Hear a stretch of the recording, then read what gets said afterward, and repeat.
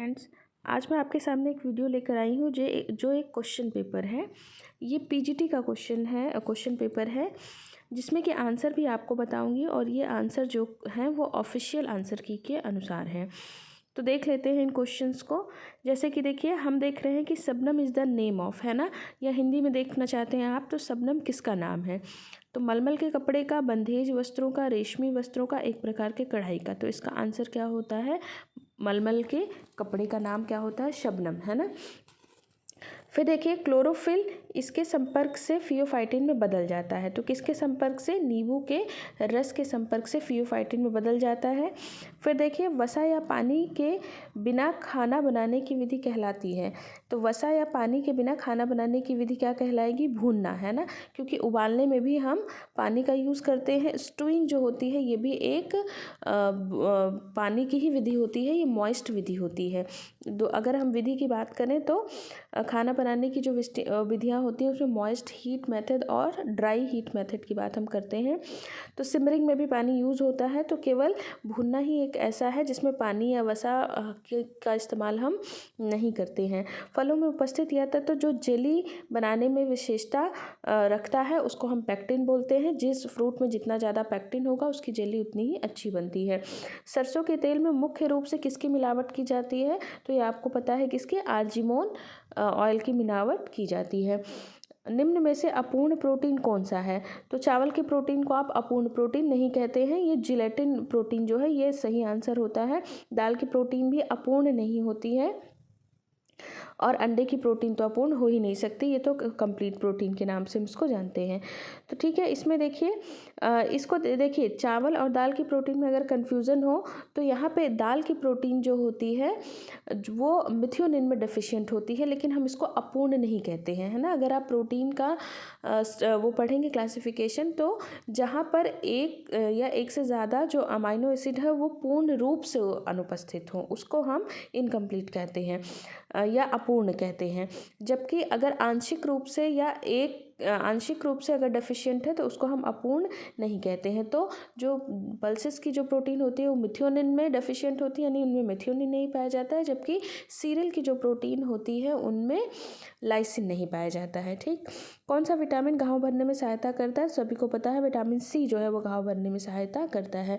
Jam बनाया जाता है किससे? फलों के गूदे से। फलों के गूदे से जैम बनता है और उसी गूदे को उबालकर जो उसका पानी होता है उससे जेली का निर्माण हम करते हैं।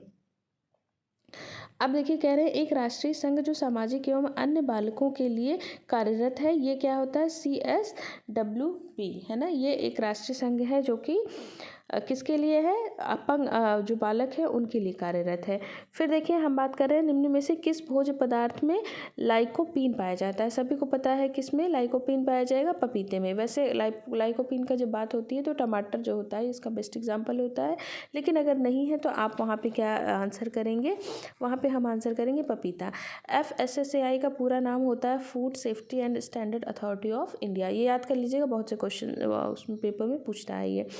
फिर देखिए, ट्राई डिजिटल ये कह रहे हैं ट्राइडिजिल टेस्ट का नाम किससे संबंधित है? ये हिंदी में गड़बड़ देते हैं बच्चों, ट्रायंगल टेस्ट है ये। ठीक है, देखिए इंग्लिश में दिया हुआ है कि ट्रायंगल टेस्ट किससे जाना जाता है, तो ये क्या होता है? सेंसरी इवैल्यूएशन का एक तरीका होता है ट्रायंगल टेस्ट। तो इसका आंसर हिंदी में अगर देखेंगे तो भोजन का ज्ञानेंद्रिय मूल्यांकन, इंग्लिश में होगा तो ये सेंसरी इवैल्यूएशन। फिर देखिए, प्रोटीन एनालिसिस के लिए कॉमनली कौन सा मेथड हम यूज़ करते हैं? तो जेल्डॉल मेथड जो है ये प्रोटीन के एनालिसिस के लिए यूज़ होता है। फिनाइल सल्फ्यूरिक एसिड मेथड नहीं यूज़ करते हैं। सॉक्सलेट मेथड जो होता है ये फैट के एनालिसिस में यूज़ करते हैं। ठीक है, पेशीय तनाव या टिटेनी नामक रोग किससे होता है? शरीर में कैल्शियम का स्तर कम हो जाने से, है ना। तो टिटनेस जिसको आप कहते हैं, देखिए यहाँ पे टिटेनी डिजीज़ या टिटनेस डिजीज़ किसको कहेंगे? जहाँ जब कैल्शियम का लेवल हमारे शरीर में कम हो जाएगा तो क्या होता है? टिटनेस नाम की बीमारी या टिटेनी नाम की बीमारी होती है। फिर देखिए एथेरोस्क्लेरोसिस किससे संबंधित होता है, जाहिर सी बात है रक्त परिसंचरण से, है ना। ये आप जानते होंगे एथेरोस्क्लेरोसिस जो होता है वो हमारी जो हार्डनिंग ऑफ वॉल कहते हैं इसको, तो हमारी जो आर्टरीज हैं उनकी वॉल को ये क्या कर देता है, सख्त कर देता है, जिससे रक्त के परिसंचरण में दिक्कत होती है, इसको हम एथेरोस्क्लेरोसिस कहते हैं। इंसुलिन हार्मोन किस पौष्टिक तत्व के चयापचय में सहायक है, तो ये होता है थायमिन, है ना, या कार्बोहाइड्रेट। थायमिन ठीक है, वो और बेसिक अगर आप जाएंगे, अगर इसे पूछेगा तो वो थायमिन आंसर होगा। यहाँ पे जो आंसर है वो क्या होता है, कार्बोहाइड्रेट होता है। ठीक है, तो अब देखिए हमने ये देख लिया है 46 क्वेश्चन। अब हम देख रहे हैं 47 वाला। एक मिनट जी, है ना। तो इसमें देखिए भोजन का पौष्टिक मूल्य किस विधि से बढ़ाया जा सकता है, तो nutritive value of food can be enhanced, किससे बढ़ा सकते हैं आप, खमीरीकरण से या अंकुरण से या फोर्टिफिकेशन से, तो इसका आंसर है उपयुक्त सभी से बढ़ा सकते हैं। कार्बोस का कार्य क्या होता है, प्रोटीन को अन्य कार्यों के लिए मुक्त करना, ऑक्सीजन का परिवहन करना, हड्डियों को स्वस्थ बनाए रखना, उपरोक्त नहीं, इसका आंसर होगा प्रोटीन को अन्य कार्यों के लिए मुक्त करना। इंग्लिश में देखिए आप प्रोटीन स्पैरिंग एक्शन, ऐसे ही बुक में लिखा आपको मिलेगा। This amino acid is a precursor of niacin, कौन होता है बेटा, ट्रिप्टोफॉन होता है। सभी को पता है कि ट्रिप्टोफॉन मिलकर नियासिन का निर्माण करता है, या ट्रिप्टोफॉन अगर हमारे शरीर में होगा तभी नियासिन बनेगा, है ना, तो प्रिकर्सर होता है एक तरीके से। Change colour during storage of vegetable, कब होता है, मतलब इसका वेजिटेबल का कलर चेंज होता है स्टोरेज में, कब, क्यों चेंज होता है, लॉस ऑफ वाटर की वजह से, मॉडिफिकेशन ऑफ फाइबर की वजह से, चेंज इन द पैक्टिन की वजह से, इन सभी की वजह से, है ना। यहाँ देखिए सब्जियों में जो संग्रहण के दौरान जो निम्न परिवर्तन होते हैं, तो जल का क्षय होता है, संग्रहण जब भी आप करेंगे तो मॉइस्चर लॉस होता है, रेशे में परिवर्तन हो जाता है, पैक्टिन में भी परिवर्तन हो जाता है, ये सभी कारण है। ठीक है, फिर देखिए काटने पर सेब के काले होने का क्या कारण है, ये होता है एंजाइमेटिक क्रिया होती है ना, क्योंकि जो काटने पर जो पॉलीफिनॉल्स है वो ऑक्सीजन से रिएक्ट करते हैं और ब्राउनिंग कलर जो है वो देते हैं। खाली कैलोरी से क्या तात्पर्य होता है, एम्प्टी कैलोरी यानी ओनली कैलोरी से। खाली एम्प्टी कैलोरी का मतलब होता है केवल कैलोरी, ओनली कैलोरी का मतलब है जिसके साथ ना प्रोटीन, ना विटामिन, ना फाइबर, कोई भी और जो न्यूट्रिएंट्स है, जो पोषक तत्व है वो उपस्थित ना हो। देखिए which is not a positive factor of PEM in the children, बच्चों में पीईएम का कौन सा, देख लीजिए हिंदी में निम्नलिखित में से बच्चों में पीईएम यानी प्रोटीन एनर्जी मालन्यूट्रिशन का कारण नहीं है। मातृ पोषण होता है, गरीबी होती है, तनाव बच्चों में कोई पीईएम का कारण नहीं होता है ना, और गलत स्तन त्याज्यता ये भी हो सकता है पीईएम का कारण, तनाव इसका सही आंसर होगा। देखिए सही आंसर इसका क्या है, स्ट्रेस है। फिर देखिए iron containing protein found in colostrum, colostrum में कौन सी आयरन कंटेनिंग प्रोटीन होगी, तो यहाँ पर देखिए लैक्टोफेरेटिन, फेरिन इसका सही आंसर होगा। तो बेटा जब भी याद रखिएगा कि कोलेस्ट्रम क्या है, ये कोलेस्ट्रम क्या होता है, जब मिल्क कोई भी लेडी है जो कि जिसको डिलीवरी हुई है, जिसको बच्चा हुआ है, तो बच्चा पैदा होने के जो 2 से 4 दिन के अंदर जो गाढ़ा पीला दूध जो निकलता है उसी को हम क्या बोलते हैं, कोलेस्ट्रम बोलते हैं, है ना। तो जनरली अगर दूध से रिलेटेड है तो ये अपने से ही समझने की बात है कि जब भी चीज़ें दूध से रिलेटेड होती हैं तो उसके आगे लैक्टो वर्ड लग जाता है ना, तो लैक्टोफेरिन इसका सही आंसर होगा।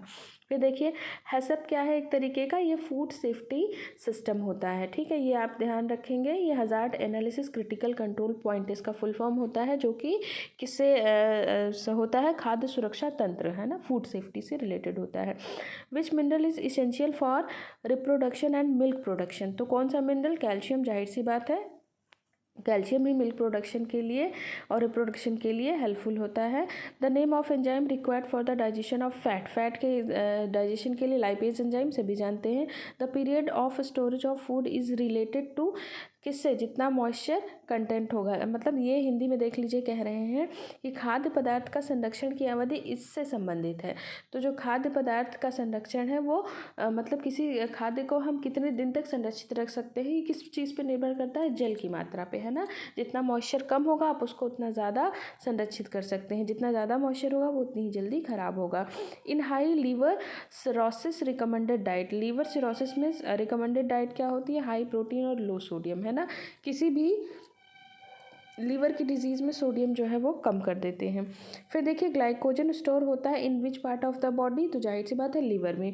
तो कहाँ कहाँ पर जो ग्लाइकोजन है या तो हमारे मसल्स में होता है और लीवर में होता है। तो सबसे ज़्यादा लीवर में और थोड़े अमाउंट में मसल्स में भी, हमारे मांसपेशियों में भी पाया जाता है। तो यहाँ पे मसल्स का तो ऑप्शन नहीं है, तो आपके लिए क्या ऑप्शन सही होगा, लीवर। पैटर्न ऑफ डेवलपमेंट जो होता है वो क्या होता है, प्रिडिक्टेबल होता है।